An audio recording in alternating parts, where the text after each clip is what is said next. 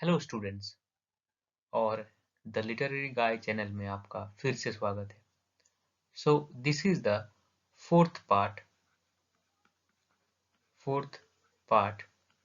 as well as the last part of chapter 10 of the return to nature। तो return to nature हम लोग कर रहे थे रोमांटिक लिटरेचर एडवर्ड एल्बर्ट का, जैसा कि आप लोग जानते हैं कि मैं चैप्टर बाय चैप्टर करा रहा हूँ। So this is the last part of return to nature, और आप लोग इसे द एज ऑफ रोमांटिसिज्म भी कह सकते हो। तो हमने पोइट्री के जो पोइट्स थे उन लोगों को हमने पढ़ा, जिसमें वर्ड्सवर्थ, कोलरिज, साउदी, कीट्स, शेली ये सब आए। तो अब हम लोग पढ़ेंगे नोवेलिस्ट के बारे में। तो देखिए, इस एज में भी हमें नोवेल देखने को मिलते हैं, और दो तरह के नोवेल हमें देखने को मिलते हैं। First is romantic novel, romantic और हिस्टोरिकल नोवेल, जिसमें वाल्टर स्कॉट का नाम आता है, and novel of manners, novel of manners, जिसमें जेन ऑस्टिन का नाम आता है। तो चलिए हम शुरू करते हैं। So first of all sir Walter Scott, इनका टाइमलाइन है 1771 से 1832, प्रॉपर जैसे कि रोमांटिक एज का टाइमलाइन है, प्रॉपर वैसे ही उनका लाइफ टाइम है। तो चलिए उनके लाइफ से शुरू करते हैं। तो स्कॉट थे स्कॉटलैंड के, okay. Scott was born in Edinburgh, Edinburgh Scotland का राजधानी है, of an ancient stock of border freebooters, freebooter नाम का एक कम्युनिटी थी, उसमें वाल्टर स्कॉट का जन्म हुआ। At the age of 18 month he was crippled, so 18 महीने की एज में वो क्रिपल हो गए, मतलब उनका जो पैर था वो काम करना बंद कर दिया, ठीक है, for life by childish element, though he grew up to be a man of great physical robustness. लेकिन फिर भी उनका जो फिजिकल जो फीचर्स था, मतलब शारीरिक जो फीचर्स था, वो बहुत ही स्ट्रांग था। He never lost his lameness, वो जो अपने जो लेमनेस, जो पैर से वो विकलांग हो गए थे, उसमें वो कभी हारे नहीं। He was educated at high school of Edinburgh, so उनका एजुकेशन शुरू हुआ हाई स्कूल ऑफ एडिनबर्ग में, and at the university there he develop a powerful memory. उनके पास जो सबसे जो बढ़िया क्वालिटी थी वो था उनका मेमोरी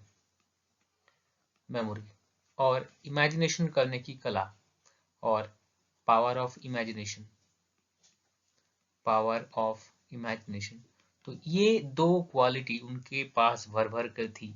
इसीलिए आप अगर वाल्टर स्कॉट का नॉवेल पढ़ोगे तो आप लोगों को फैंटेसी वर्ल्ड देखने को मिलेगा, जो कि रियल में एग्जिस्ट नहीं करता। फिर ऐसा ऐसा दुनिया, ऐसा ऐसा इमेजिनरी वर्ल्ड आप लोगों को ले जाएगा कि आप लोग सोचिएगा कि ये कैसे हो सकता है। He was master in historical novel, history में जाकर उस चीज को, मतलब फॉर एग्जाम्पल अगर मैं अशोक के एज में चला जाऊं, फिर अशोक के बारे में एक नोवेल लिखूं, तो कैसा होगा। तो पूरा जो अशोक का जो society, politics and everything, I have to imagine them, okay. So each and every aspects of the age of Ashoka मुझको इमेजिन करना पड़ेगा, और इमेजिन करने के लिए पहले मुझे एक पावरफुल मेमोरी की जरूरत होगा, ठीक है। His father was a lawyer, तो उनके जो पिताजी थे वो लॉयर थे, and Scott himself was called to the Scottish bar, तो स्कॉट को भी उन्होंने लॉयर बनाना चाहा। स्कॉटिश बार मतलब जहां पर जो बार एसोसिएशन होता है वकीलों का, लॉयर का, जिसमें एक रजिस्ट्रेशन होता है वकीलों का, फिर उनको स्टैम्प भी दिया जाता है। As a pleader he had little success, तो लॉयर में उनको ज्यादा सक्सेस नहीं मिला जैसे अनुभव सिंह बस्सी को, and he was much more interested in in the for of antiquities of the country. तो वो ज्यादातर इंटरेस्टेड थे एंटीक्विटीज के बारे में जानने के लिए। अभी एंटीक्विटी क्या है? एंटीक्विटीज मतलब जो एंशियंट चीजें हैं, एंशियंट, जैसे ग्रीक एंटीक्विटीज। तो ग्रीक एंटीक्विटी में कौन कौन है? सोक्रेटिस, प्लेटो, एरिस्टोटल, इन लोगों को कहते हैं ग्रीक एंटीक्विटीज। तो ये बिल्कुल इसी तरह वो भी अपने जो स्कॉटलैंड के जो एंटीक्विटीज है उनके बारे में जानने के लिए वो बहुत ज्यादा उत्साहित थे। And therefore to accept small legal appointment at sheriff at Selkirkshire in 1799, तो छोटा सा एक लीगल अपॉइंटमेंट के बाद he was after unsuccessful love affair with a partial lady। तो partial lady के साथ उनका एक असफल प्रेम संबंध भी रहा। He had married the daughter of French exile. In 1806 he obtained a valuable post of clerk at session, but for 6 years he received no salary। तो वो क्लर्क की नौकरी करते रहे and the post was still held by an invalid nominalia in charge। चलिए next page. So in 1812 on receipt of his first salary as a clerk of session, so उन्होंने अपना life का फर्स्ट सैलरी रिसीव किया 1812 में। He removed from his present home of Essittle to Abbotsford। So वो अपने जो pleasant home थे acetal से वो एबोट्सफोर्ड में वो चले गए। A small estate near Melrose. ये एक छोटा सा जमीन था मेलरोज के निकट। For the place he paid 4000 pound, और उस प्लेस के लिए उन्होंने 4000 पाउंड खर्चा किया था। He characteristically obtain half by borrowing and half on security of the poem Rokeby. So उन्होंने पोएम रॉकबी लिखी थी और रॉकबी के सिक्योरिटी में वो सारे पैसे चले गए थे, लेकिन वो अभी तक अनरिटन था, लिखा हुआ नहीं था। During the next dozen year he played the laird at Abbotsford, keeping open house, उन्होंने ओपन हाउस रखा, sinking vast sum of money, enlarging his territory and adorning the house in a manner that was frequently in the reverse of good taste. In 1826 came the crash. In 1802 he had assisted a border printer। सो 1802 में उन्होंने एक printer था, उसका नाम था James Ballantine, उनको वो support किए थे।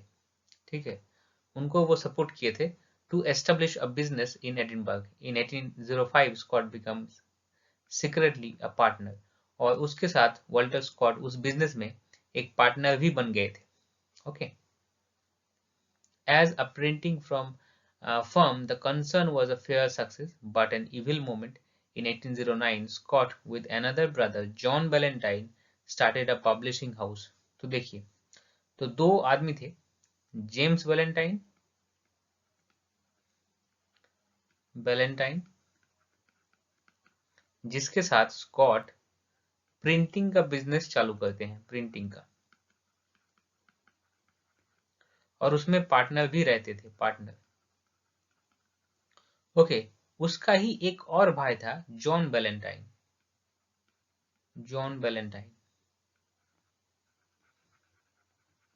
उसके साथ उन्होंने क्या किया? पब्लिशिंग बिजनेस चालू किया। The new firm was poorly manage from the beginning. New firm को बहुत ही बुरी तरीके से मैनेज किया गया था। In 1814, it was only the publication of Waverley that kept it on its legs। So Waverley publish करने के बाद वो publishing house टिका रहा। But enormous success of the later Waverley novels gave it abounding prosperity for the time।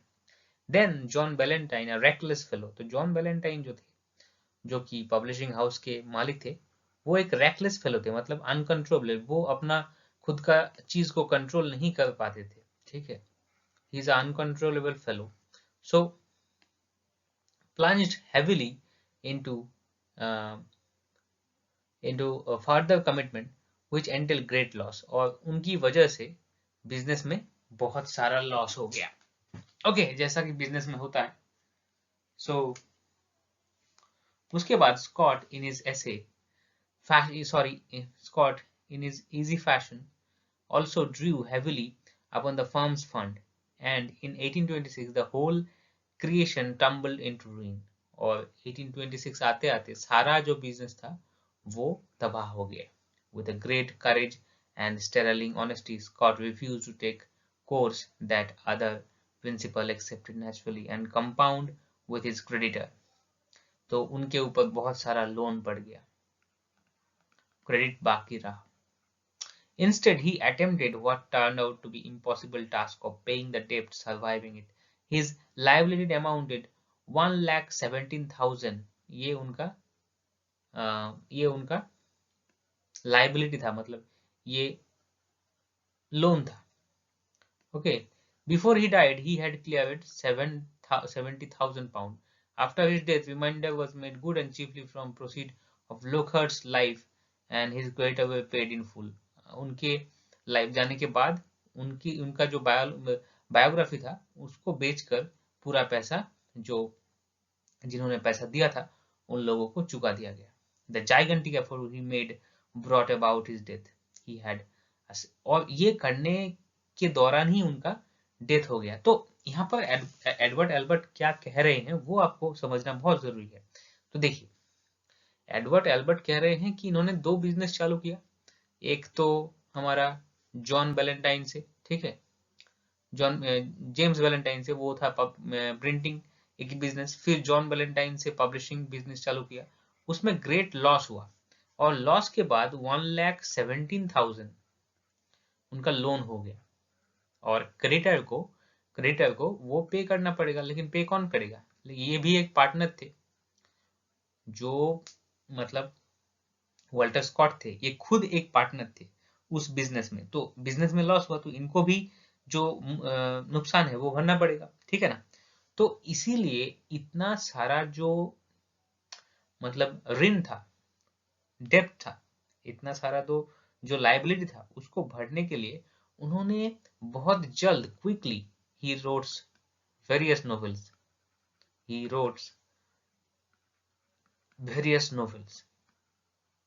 और उसमें क्या हुआ कि अगर आप एक साल में एक नोवेल लिखते हो तो उसका क्वालिटी जो होगा, एक साल में अगर आप 5 नोवेल लिखोगे तो उसका क्वालिटी डिफरेंट होगा. मतलब एक साल में अगर एक नोवेल लिखोगे तो उसका क्वालिटी अच्छा होगा, लेकिन अगर आप एक साल में 5 नोवेल लिखोगे तो उसका क्वालिटी खराब होगा, क्योंकि आपको बेचना है, फिर उससे मुनाफा कमाना है, फिर उस मुनाफा से जो आपका जो लाइबिलिटी है उसको मतलब उसको फिर से जो पैसा है वो जो जिन्होंने रुपया दिया था उन लोगों को वापस करना है.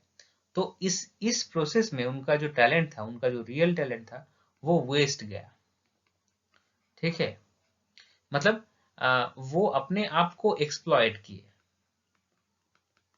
और ओवर यूज किए. इसीलिए उनका नोवेल कहीं कहीं मतलब कहीं कहीं पूरा नहीं हुआ, कहीं कहीं प्लॉट वीक था. तो ये सब हुआ. इसलिए उनके पास टैलेंट तो बहुत सारा था, लेकिन वो उस पैसे कमाने के चक्कर में ज्यादातर और अपना जो अमाउंट था उसको देने के लिए इतना ज्यादा एक्साइटेड थे और इतना ज्यादा उनके ऊपर प्रेशर था कि वो अच्छी तरह से नोवेल का जो प्लॉट था, कैरेक्टराइजेशन था, उसके ऊपर ध्यान नहीं दे पाए थे. ओके, सो यही एडवर्ड एल्बर्ट का मीनिंग था. It past but it left with clouded brain. He refused to desist from novel writing and even to slacken pace. Other illness followed, and early lameness becoming more marked after the ineffectual journey to Italy. He returned to Abbotsford and died within sound of the river he loved so well. और नदी के किनारे वो परलोक सिधार गए. तो वो novel के साथ साथ वो पोएट्री भी लिखते थे, ठीक है. देखते हैं. तो फर्स्ट उनका जो पोएट्री था, फर्स्ट जो पोएट्री था वो एक जर्मन ट्रांसलेशन था जर्मन से. तो उसका नाम था लेनोर, 1796 में. The most considerable of them and crude enough, but it has much of his later figure. Then उन्होंने लिखा था minstrels of the Scottish border. Okay, चलिए नेक्स्ट पेज. लेकिन उनका जो बेस्ट वर्क था वो था the lay of the last मिन्स्ट्रेल, जो कि 1805 में पब्लिश हुआ था. ठीक है, ये उनका बेस्ट वर्क था, the lay of the last minstrel. ये आप लोगों को याद रखना चाहिए।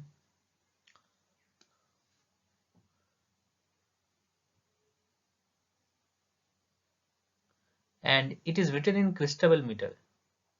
ठीक है, जो क्रिस्टबल मीटर है जिसको एस.टी. कोलरिज ने बनाया था, तो उस मीटर में ये लिखा हुआ है।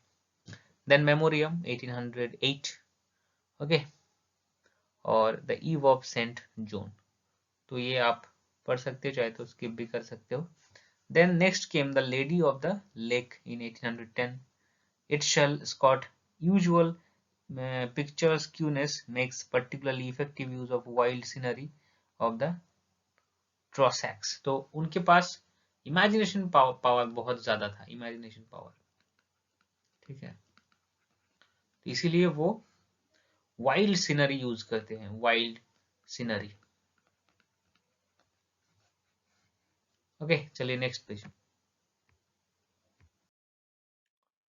सो उनका जो और एक जो ग्रेट पोएम है वो है रॉकबी in 1813, and now his scene, or now his setting of the poem, and his each and every poem set in Scotland, okay, but in this particular poem the setting is shifted to north of England, and the whole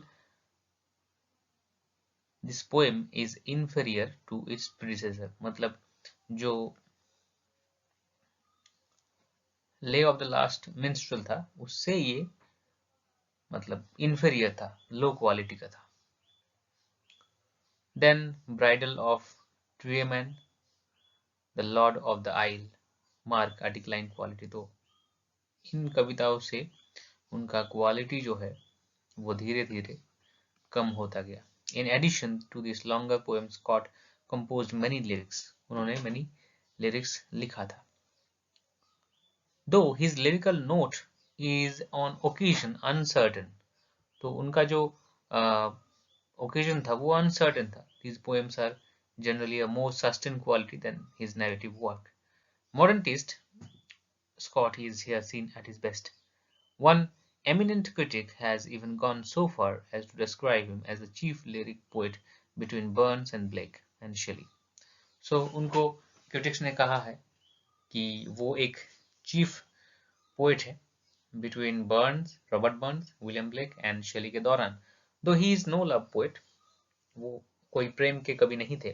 He successfully handled a wide variety of subjects, लेकिन उन्होंने सफलता के साथ various विषयों पर, विभिन्न विषयों पर उन्होंने ये लिखा था। From nearly gaiety of Waken Lord and Ladies Gay and Bonnie Dunby and Marshall Arbor of Pittsburgh, then Donwell Do, Moving Elegiac Sadness of Proud Macy, उन्होंने एक एलिजी लिखा था, वो था प्राउड मेसी।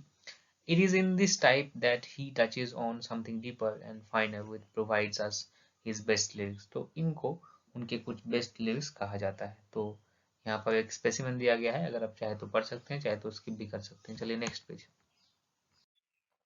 तो अब आते हैं उनके प्रोज और उनके जो नोवेल थे उसके ऊपर, क्योंकि वो एक नोवेलिस्ट के तौर पर ज्यादा फेमस है, ना कि एक पोएट के नजरिए से। So he is a novelist, he is a romantic novelist. So about 1814 Scott largely gave up writing poetry। तो 1814 में वो पोएट्री छोड़ देते हैं, and save for short pieces mainly in the novels wrote no more in verse, as he confessed in the last year of his life Byron had beat him by producing verse tales that were fast swallowing up popularity of his own। So Byron ने उन्होंने challenge किया था and उन्होंने कहा था कि उनका जो पोएम था वो उनका जो पॉपुलैरिटी है उसको खाए जा रहा है, मतलब पॉपुलर नहीं होने दे रहे हैं। Okay, he left opening chapter as they stood and on them tacked a rapid and brilliant narrative decline with 45। This made the novel waverly, उनका जो नोवेल था वो था Waverley first, which was issued anonymously. So उनका जो novel था वो anonymously, anonymously मतलब एनोनिमसली, एनोनिमसली मतलब एक ऐसा नोवेल और ऐसा वर्क जिसमें राइटर का नाम ना हो, राइटर का नाम ना हो, नो नेम। ओके, जैसे कि अगर आप कोई कविता लिखे या फिर कोई नोवेल लिखे तो उसमें अगर अपना नाम ना दे तो वो हो जाएगा एनोनिमस। ठीक है, नामहीन। Owing chiefly to ponderous and lifeless beginning of the book, hung fire for a space, but the remarkable reminder was almost bound to make it a success. It was a success. After Waverley, Scott went on from strength to strength. Gay Mannering, 1815, The Antiquary, 1816, Black Dwarf in 1816, Old Mortality, 1816, Rob Roy, 1818, The Heart of Middleton, 1818, The Bride of Lammermoor, 1819, Legend of Montrose, 1819. All this novel deals with scenes in Scotland. So these are called the Scottish novel.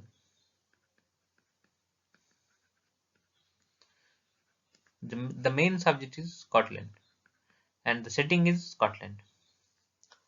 They are not of equal merit. The weakest is the Black Dwarf. Scott now turned his gaze abroad, producing Ivanhoe or Ivanhoe, 1820, the scene which is Plantagenet, England. So Ivanhoe और ये जो Ivanhoe है, ये novel एक historical novel है। Ivanhoe historical novel, क्योंकि इसमें प्लांटेजेट family जो है इंग्लैंड का उसमें उसको दिखाया गया है। Then the monastery, 1820. Then the abbot, 1820. And the sequel to the last henceforth ranged, Stayed Home at Kenilworth, 1821, The Pirate, 1822, and The Fortunes of Nigel, 1822. चलिए नेक्स्ट पेज। तो उनके कुछ अदर जो नोवेल थे वो थे परविल ऑफ द पिग, क्वेंटीन डूरुयार, ये ज्यादा इंपॉर्टेंट नहीं है, अगर आप चाहे तो स्किप भी कर सकते हैं। Then the fair maid of Perth, ये इंपॉर्टेंट है, 1828, Anne of Gestein, Aunt Robert, Woodstock, Castle Dangerous. So these are some works, and then among his last novels are Dryden, 1808, Swift, 1814, Lives of Novelist, Life of Napoleon. उनके work का features, तो rapidity of production.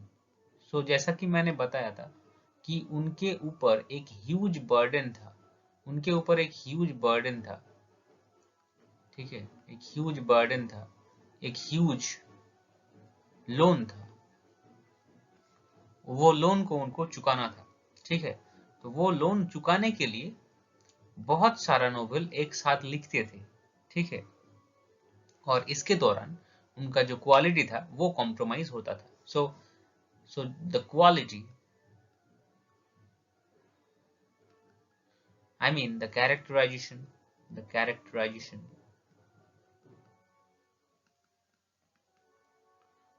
plot construction gets heavily compromised due to the rapidity of production। क्योंकि उनको पैसा कमाना था अपने literary work से, तो वो साल में कई नोवेल लिखते थे और इसीलिए उनका स्टाइल कॉम्प्रोमाइज होता था। Then his contribution to the novel is very great indeed. Historical novel, especially historical novel में उनका कोई जवाब नहीं है, brought a knowledge that was not pedantically, चलिए next page, but manageable and wide and bountiful. To some of his knowledge he added a life-giving force, vitalizing energy and insight. तो उन्होंने ये सब ऐड किया अपने वर्क में। Earlier historical novels such as Clara Reeves' Old English Baron and Miss Potter's Scottish Chiefs had been lifeless production, but in the hands of Scott, historical novel become first importance. पहले जो historical novel लिखा जाता था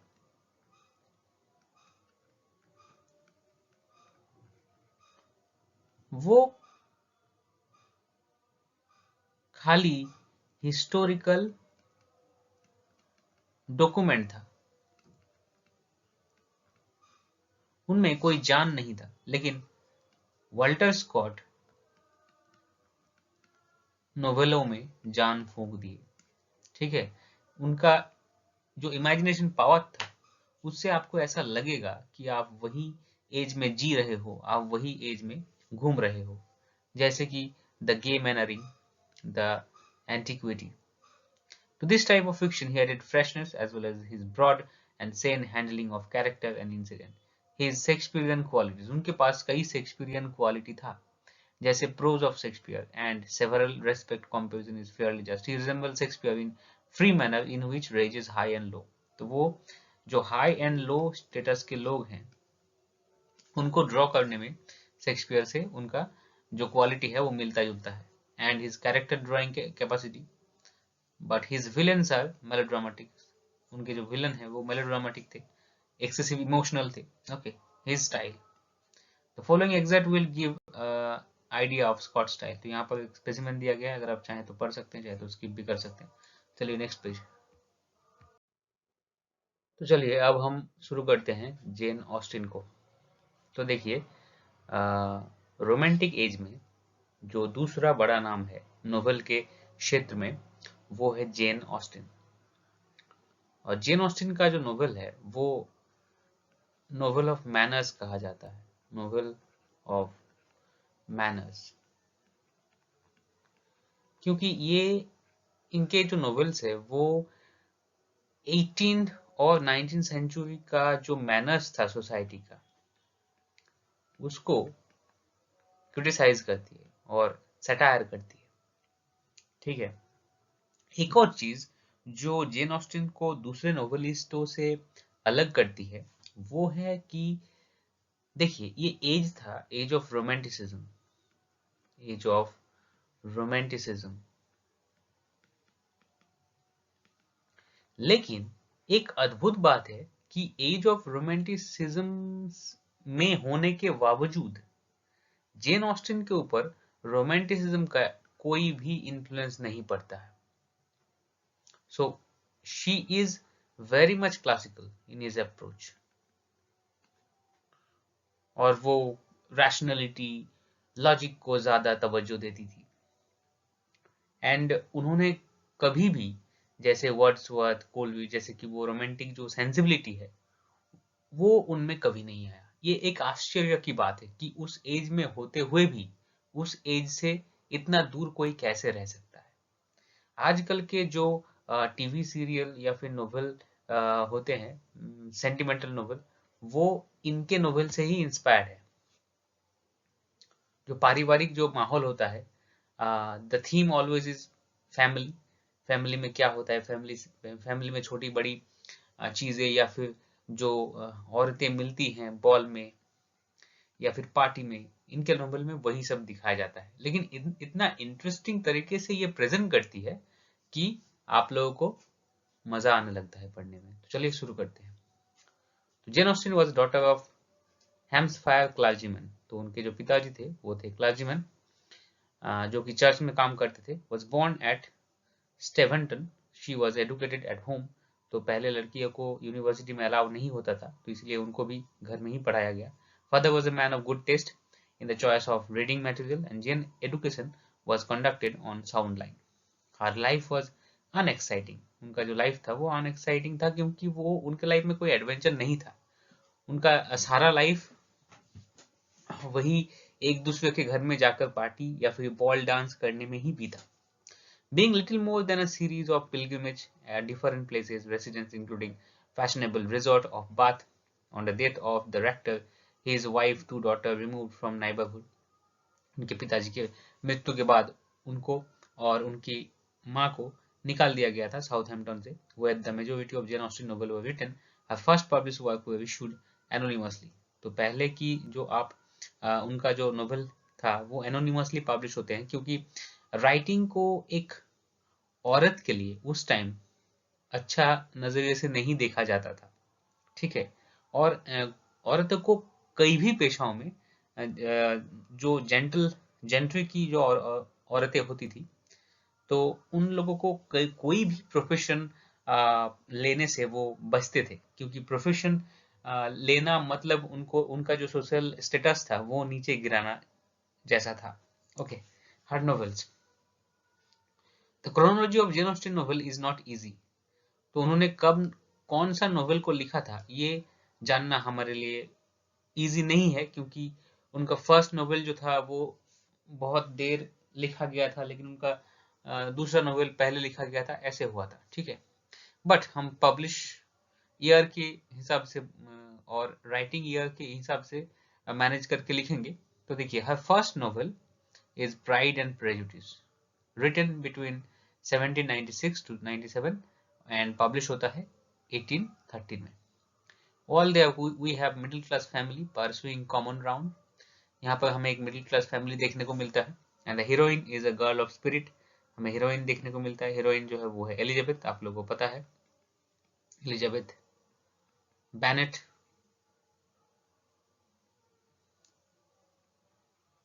okay, no extraordinary qualities, her prejudice and pride of rank and wealth are gently but pleasing till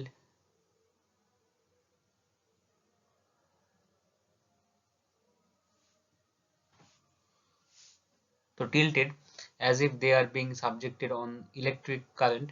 Carefully selected intensity, the style is smooth and unobtrusive but covers a delicate pricking of irony that is agreeable and masterly in quiet way. Nothing, तो यहाँ पर irony का use बहुत अच्छे से किया गया है, ठीक है।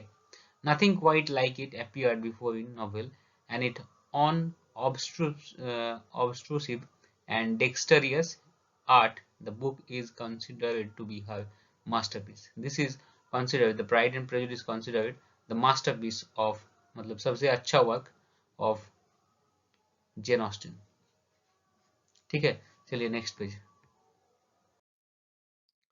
उनका जो सेकंड नोवेल था वो था सेंस एंड सेंसिबिलिटी, जो कि लिखा गया 1797 में और पब्लिश हुआ 1811 में। It followed the same general lines as its predecessor. तो इसका जो predecessor है, मतलब प्राइड एंड प्रेजुडिस,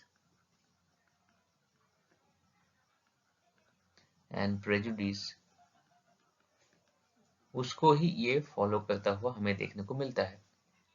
देन उनका थर्ड नोवेल नॉर्थ एंजल एबे, वो एक मतलब ये एक हॉरर नोवेल था, horror novel.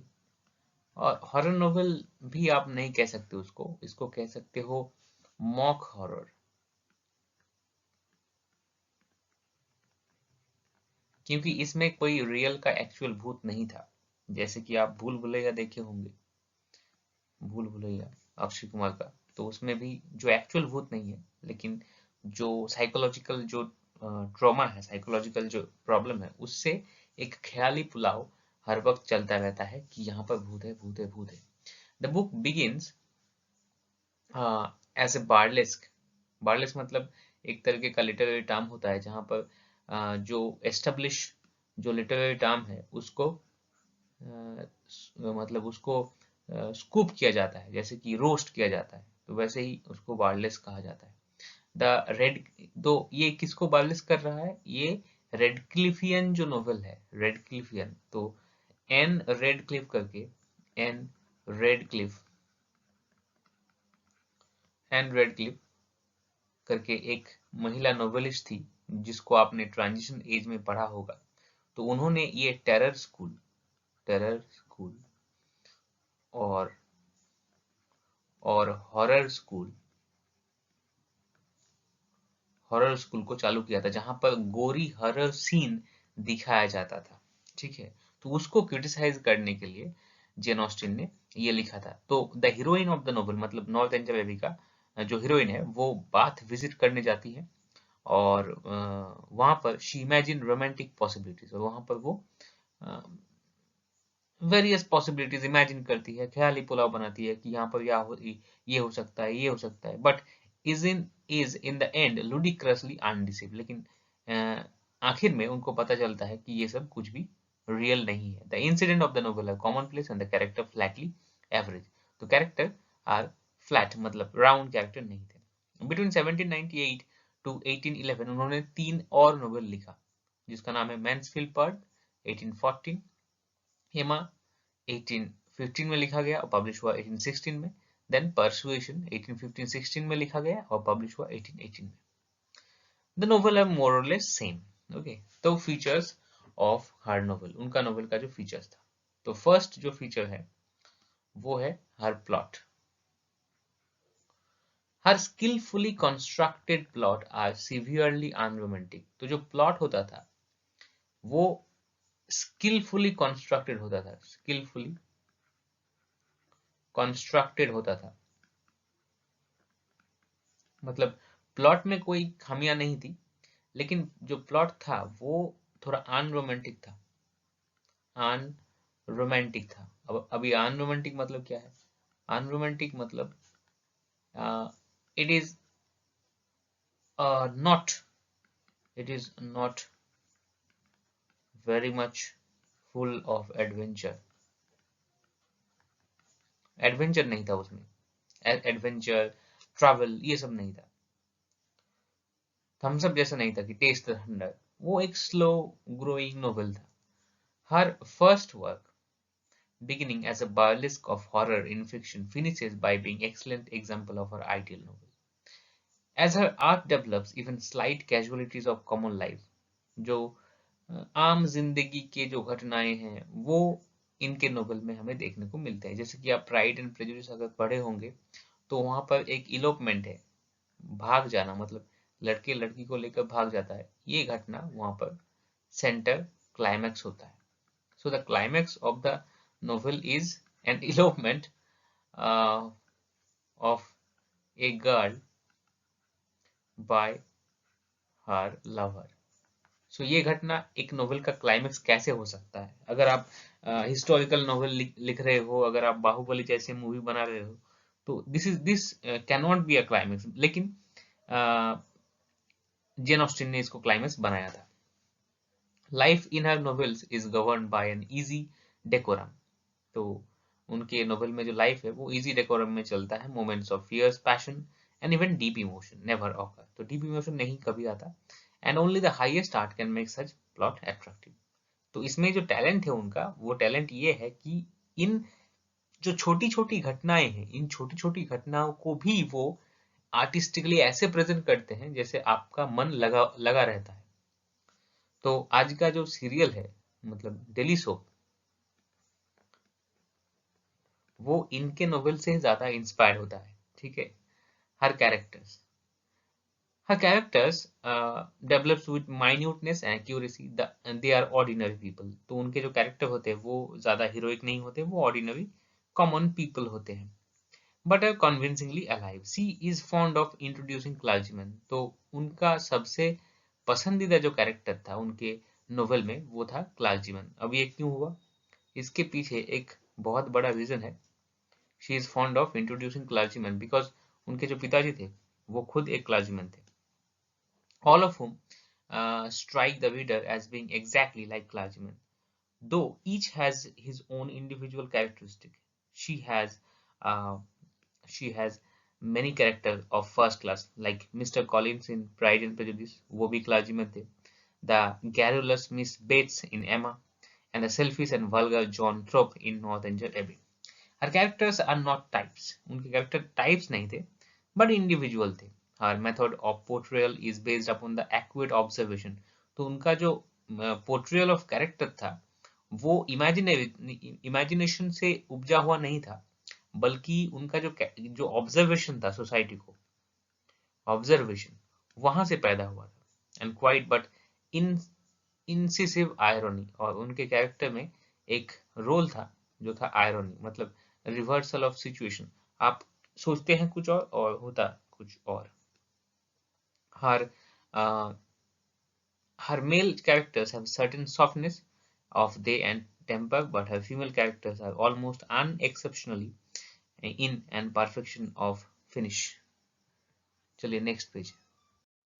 Then her place in the history of fiction is remarkable. तो उनका जो प्लेस है, उनकी जो जगह है हिस्टोरी ऑफ फिक्शन में, वो रिमार्केबल है. Her qualities are of kind that are slow to be recognize, for there is nothing loud and garish. तो उनके जो नोवेल है उसमें कोई लाउड चीज नहीं है, गैरिश चीज नहीं है. The taste for this kind of fiction has to be acquired, but once it acquired it remain strong. अगर आप पढ़ लोगे जेन ऑस्टिन को, तो आप कभी भी उनके उनके मतलब उनसे आप अलग नहीं हो पाओगे. वो इतना ज्यादा टैलेंटेड एक नोवेलिस्ट थी. ओके, तो यहाँ पर एक इंट्रोडक्शन दिया गया है, अगर आप चाहें तो देख सकते हैं, चाहे तो स्किप भी कर सकते हैं. ये भी एक स्पेसिमेन है नॉर्थ एंजल एबी से, अगर आप चाहें तो पढ़ सकते हैं, चाहे तो स्किप भी कर सकते हैं.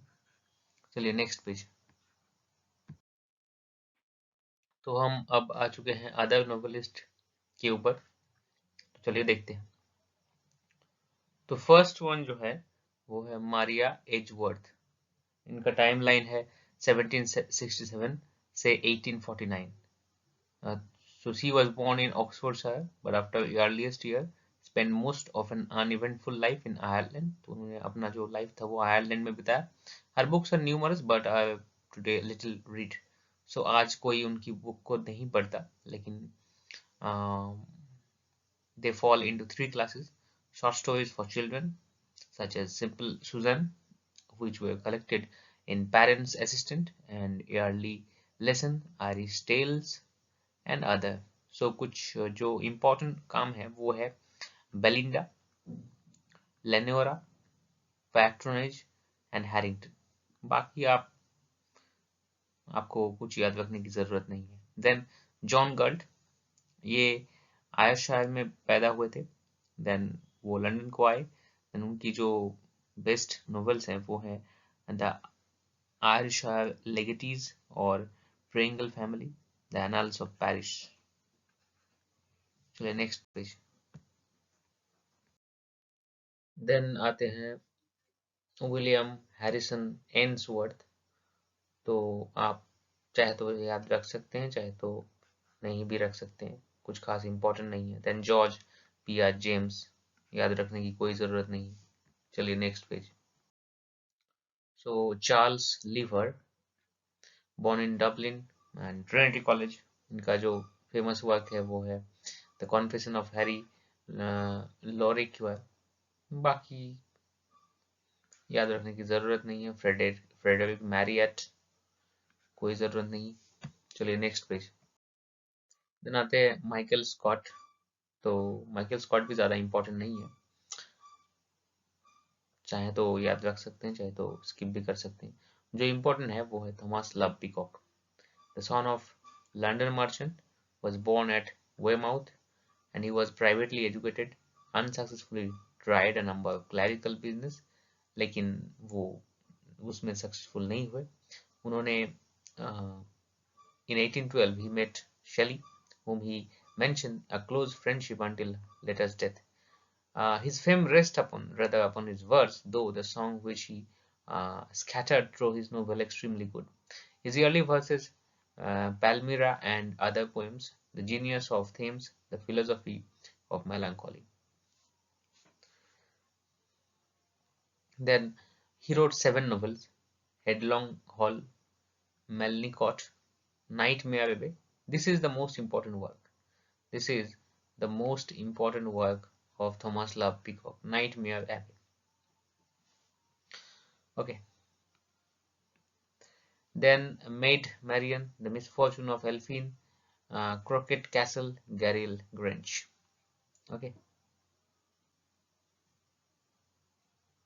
In varying degree, they are vehicle for ironical and satirical attack on cranks, fads of his day. His favorite butt was contemporary cult of romanticism. All who practiced it, वो romanticism के जो practitioner थे, जैसे Wordsworth, S.T. Coleridge, P.B. Shelley, John Keats, इन लोगों को वो पसंद नहीं आते थे. So that's why he satirized them and named them. जैसे कि वर्ड्सवर्थ को नाम दिया था mister Paper Stamp. Then Coleridge को नाम दिया था मिस्टर फ्लॉस्की. सेली को नाम दिया था मिस्टर स्काइथ्रोप, बैरन को नाम दिया था मिस्टर साइप्रस। ओके, चलिए नेक्स्ट पेज। देन उन्होंने लिखा था द 4 एजेस ऑफ पोएट्री, जिसके रिप्लाई में शैली ने लिखा था the defence of poetry. Okay, तो ये बहुत ज्यादा इंपॉर्टेंट है क्योंकि इसको शैली ने रिप्लाई किया था।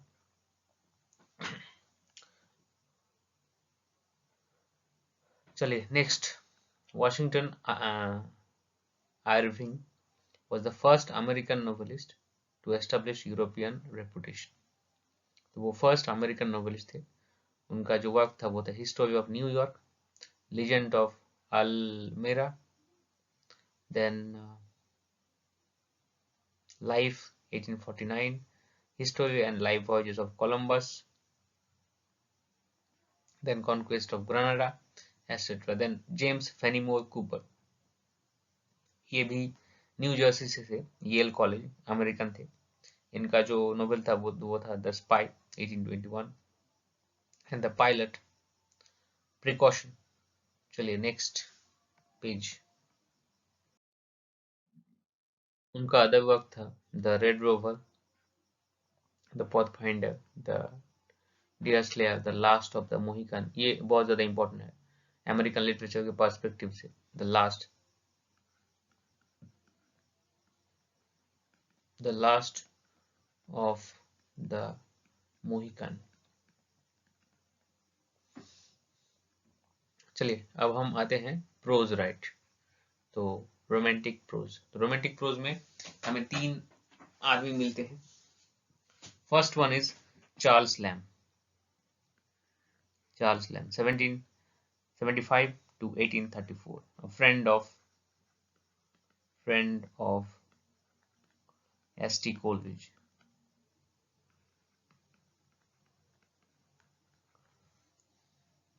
Lamb was born in London, and after being kind a factotum to a bencher of Inner Temple, the boy, who was timid and retiring youth, was educated at Christ Hospital, तो उनको Christ Hospital में पढ़ाया गया, whose early eccentricities touched upon his usual felicity. He obtained clerkship first in South Sea House, तो वो एक clerk थे south सी house करके एक फर्म था उसमें, एंड इन इंडियन हाउस में भी वो क्लर्क थे। There was stain madness in the family, उनके परिवार में जो मैडनेस था, पागलपंत, मतलब हर कोई पागल हो जाता था, तो एक बीमारी थी उनकी फैमिली को, which did not leave him untouched, उनको भी हुई, एंड उनके सिस्टर मैरी लैम्ब को भी हुई, and the curse was deadly. On September 1796, she murdered her mother in a sudden frenzy, और उस पागलपन में उन्होंने अपने माँ को मर्डर कर दिया, and thereafter she had intermittent attack of insanity, पागलपंती के दौरे उनको पड़ते थे। Lamb devoted to his life to her welfare and afflicted sister, and who frequently appear in her essay under the name of cousin Bridget। तो उनके ऐसे में उनका जो कजिन ब्रिजेट है वो एक्चुअली मैरी लैम्ब है। After more than 30 years service, Lamb retired in 1825 on a pension. At last 10 years of his life were passed in blessed release from his desk. He was charming man, delightful talker, and one of the last assuming of writer. Next page.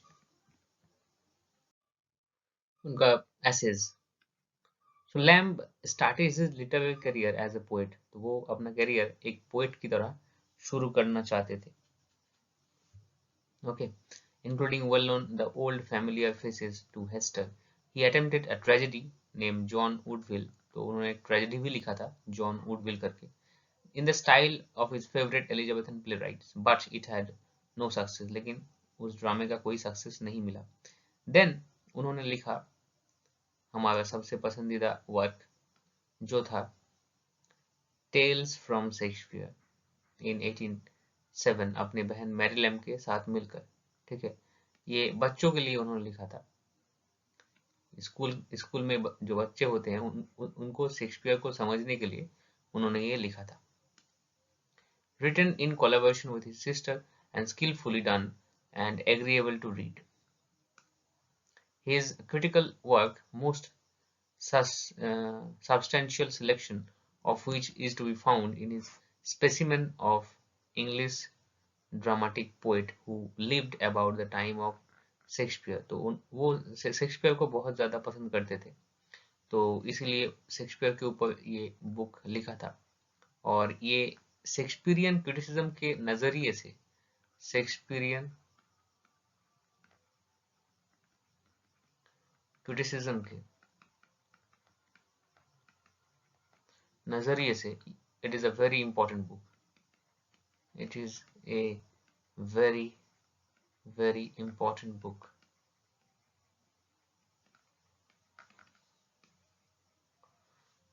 Okay. Remarkable for delicate insight and good literary taste. The first of his essays, उनका जो पहला essays था, वो appear करता है The London Magazine में in 1820. When Lamb was 45 years old. It was signed Elia. तो वो एक पेन नेम यूज करते थे, पेन नेम और pseudonym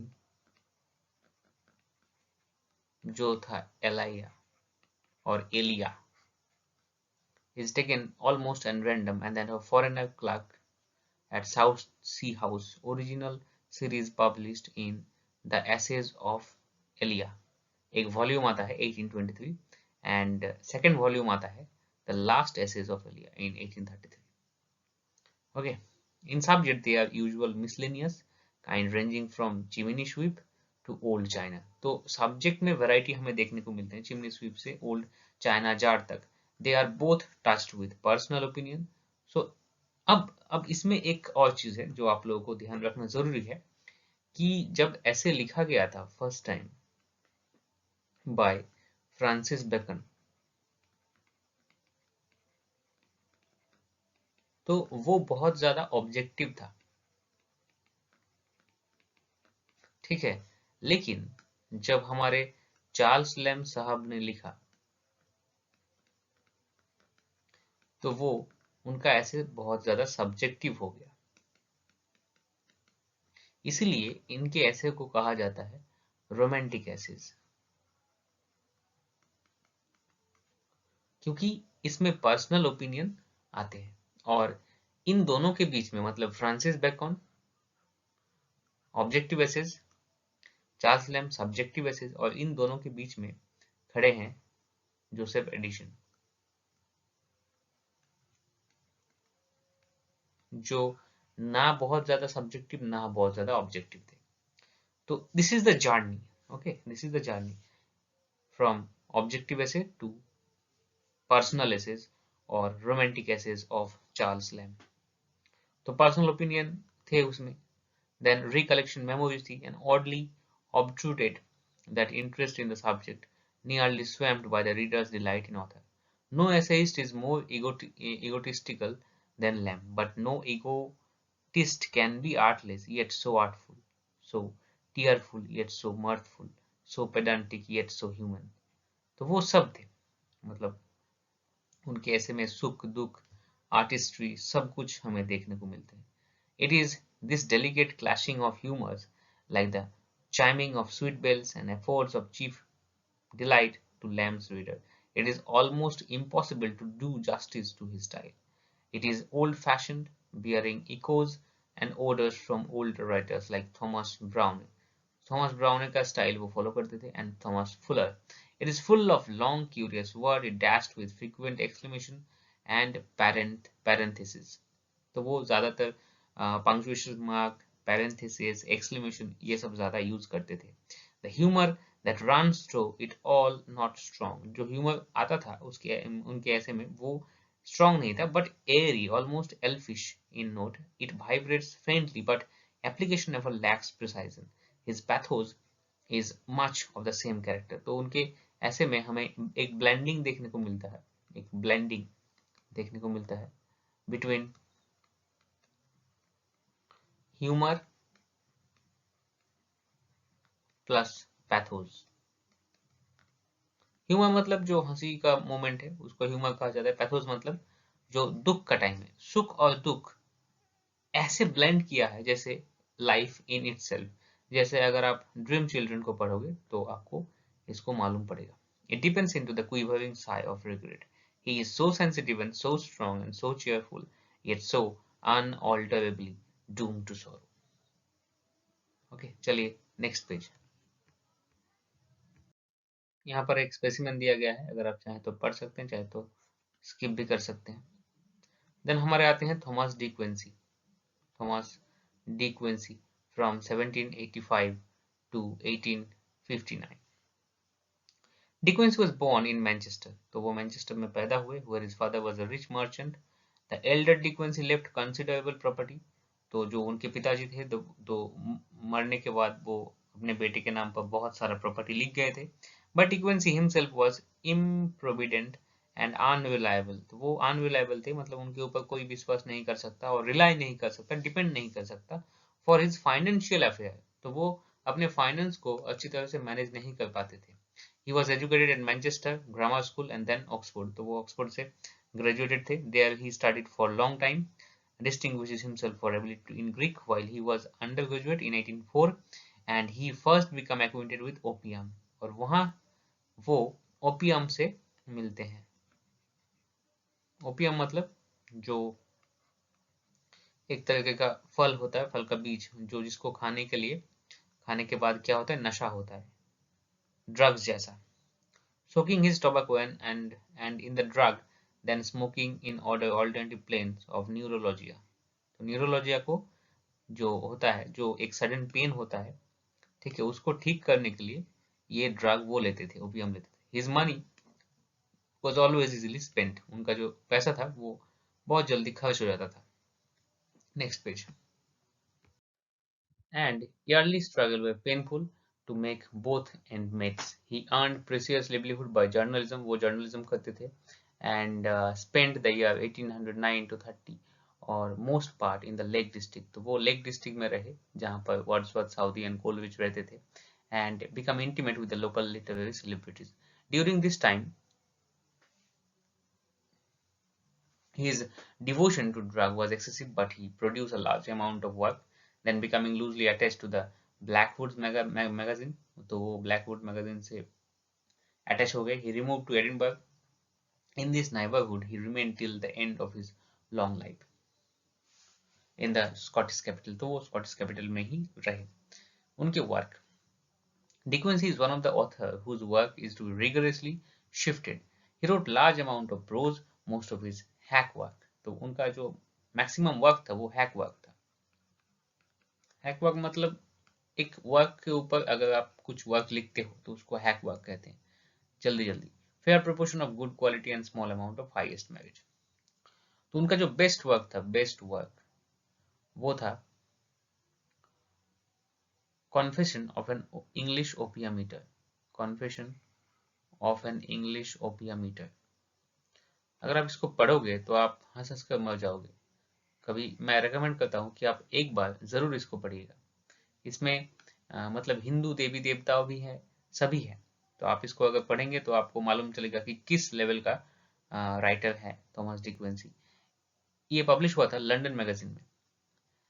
the work is chaotic, तो वर्क जो था वो कैओटिक था, मतलब कोई इसको समझ नहीं पाएगा, क्योंकि ये ओपियम के नशे में इसको लिखा गया था इन ए सीरीज ऑफ विजन। तो फॉर एग्जाम्पल ये थॉमस डी क्विंसी है, तो इन्होंने ओपियम खाया, फिर ओपियम खाने के बाद जो इनके मन में जो विजन आया, वो विजन ये लिखते थे एसटी कोलरिज की तरह।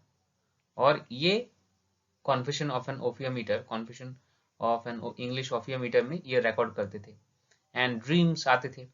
Okay, then the English mail coach in 1849, देन Suspiria de Profundis on murder considered as one of the fine arts।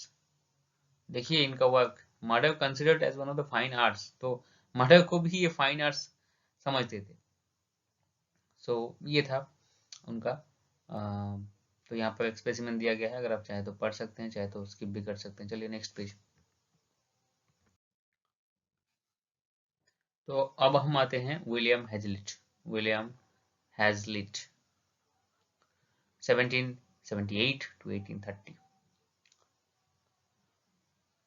The son of Unitarian minister, Hazlitt was born in Maidstone. Then he stayed in America, okay, and he went to Cambridge, and he also inspired by French Revolution. His next ambition was to become a painter, but these two soon abandoned favor of literary career. The 1812 saw him in London, where he was in turn lecturer, parliamentary reporter and theatre critic. तो वो मतलब multi talented fellow थे। तो एक lecturer भी थे, एक parliamentary reporter भी थे, देन थिएटर क्रिटिक भी थे until 1840 and his death contributed Edinburgh review. तो वो एडिनबर्ग रिव्यू में भी कंट्रीब्यूट किए थे and others his article appeared in the Examiner. Okay, चलिए नेक्स्ट पेज। तो इनका वर्क जो था वो था lectures on characters of Shakespeare plays. ये बहुत ज़्यादा इंपॉर्टेंट है शेक्सपियरियन क्रिटिसिज्म के हिसाब से। Shakespearean criticism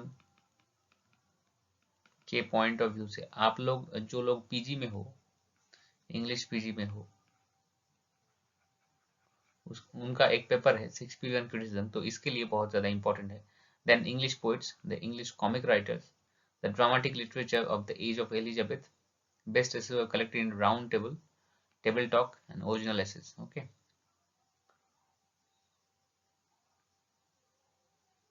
Then biography of Napoleon, the spirit of the age. चलिए नेक्स्ट पेज। तो यहाँ पर एक स्पेसिमेन है, अगर आप चाहे तो पढ़ सकते हो, चाहे तो स्किप भी कर सकते हो। अदर्स मिसलेनियस प्रोज राइटर, तो अदर्स में आते हैं वाल्टर सेवेज लैंडर, तो उनका पोएम्स है 1795 में। चलिए नेक्स्ट पेज। देन गेबी Hellenics last fruits of an old tree. Imaginary conversation is the most important work. Imaginary conversation is his most important work. Okay, चलिए next. Francis Jeffrey is the founder of Edinburgh Review.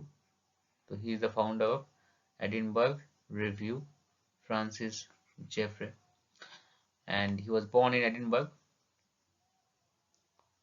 और कुछ याद रखने की जरूरत नहीं है। चलिए next page. Then Sydney Smith, तो ये जो फ्रांसिस जेफरे है, सिडनी स्मिथ है, ये सब कलीग थे और ये बहुत पॉपुलर क्रिटिक्स थे उस टाइम के। तो अगर आप आज भी इनके क्रिटिकल बुक सर्च करोगे तो आप लोगों को अपनी यूनिवर्सिटी के लाइब्रेरी में जरूर मिलेगा, ठीक है। तो अगर आप सीरियस हो लिटरेचर को लेकर, सीरियसली आगे पढ़ना चाहते हो, तो जेफरे, सिडनी स्मिथ, इन लोगों को आपको पढ़ना पड़ेगा। देन जॉन विल्सन, चाहे तो आप याद रख सकते हो, चाहे तो स्किप भी कर सकते हो। Next page. John G Lockhart, he was the editor of quarterly review, बस और कुछ जानने की जरूरत नहीं है। देन विलियम कॉबेट, जानने की जरूरत नहीं है। चलिए नेक्स्ट पेज। देन हिस्टोरियन, इस एज में हमें कुछ हिस्टोरियन भी देखने को मिलते हैं, जैसे कि Henry Hart Milman, George Grote, Henry Hallam. That's enough. चलिए नेक्स्ट पेज। तो development of literary style, poetry में हमें लिरिक देखने को मिलते हैं। देन डिस्क्रिप्टिव एंड नैरेटिव पोएम्स देखने को मिलते हैं किड्स के, eve of Saint Agnes, Childe Harold. Satirical poems भी हमें देखने को मिलते हैं, जैसे कि vision of judgement, mask of anarchy, Don Juan. Drama में हमें वर्ड्सवर्थ का बॉर्डर्स देखने को मिलते हैं, कोलरिज का रिमोर्स, देन शेलीज इडिपस, टायरेनियस, ये सब हमें देखने को मिलते हैं। चलिए नेक्स्ट पेज। देन प्रोज में हमें नोवेल देखने को मिलते हैं, खासकर स्कॉट का नोवेल एंड मिस ऑस्टिन का नोवेल। देन लिटरेरी क्रिटिसिज्म भी हमें देखने को मिलते हैं, जैसे कि थॉमस लव पीकॉक का 4 ages of poetry, then Shelley's का defence of poetry, Lamb specimens of English dramatic poets who lived about the time of Shakespeare, Hazlitt, ठीक है, इन लोगों का lyrical ballads, preface to lyrical ballads. So these are some criticism, literary criticism, which was there in the Romantic age. Then periodical literature भी हमें देखने को मिलते हैं. Periodical literature जैसे कि जेंटलमैन मैगजीन में. और हालांकि उस टाइम पे पॉलिटिक्स थोड़ा वीक था, लेकिन उस टाइम पे भी हमें देखने को मिले हैं थोड़ा बहुत. चलिए next page. Finally the development of ऐसे. तो यहाँ पर डेवलपमेंट ऑफ ऐसे मतलब पर्सनल ऐसे. ठीक है, यहाँ पर हमें फर्स्ट टाइम पर्सनल और रोमांटिक और सब्जेक्टिव ऐसे हमें देखने को मिलते हैं. ठीक है, जिसमें बायरन शेली आते हैं, then of course Charles Lamb आते हैं, William Hazlitt and Thomas De Quincey. The development of literary style. Poetry में हमें ज़्यादातर एक्सपेरिमेंट देखने को मिलते हैं.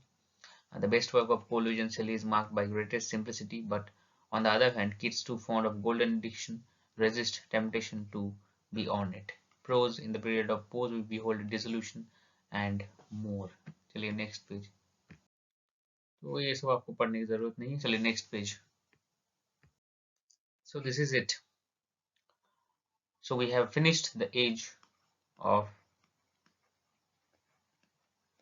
romanticism. Thank you so much for watching. More videos are coming up. आप में से कुछ लोगों ने नोट्स की जिक्र किया था. देखिए नोट्स मैं दूंगा, लेकिन उससे पहले मुझको एक टेलीग्राम चैनल बनाना पड़ेगा. उसमें एज वाइज मतलब ओल्ड इंग्लिश से पूरा जो नोट्स होगा मेरा बनाया हुआ, तो वो आप लोगों को मिलेगा. तो उसके लिए थोड़ा सा आप लोगों को इंतजार करना पड़ेगा. तो चलिए, थैंक यू सो मच. जय हिंद.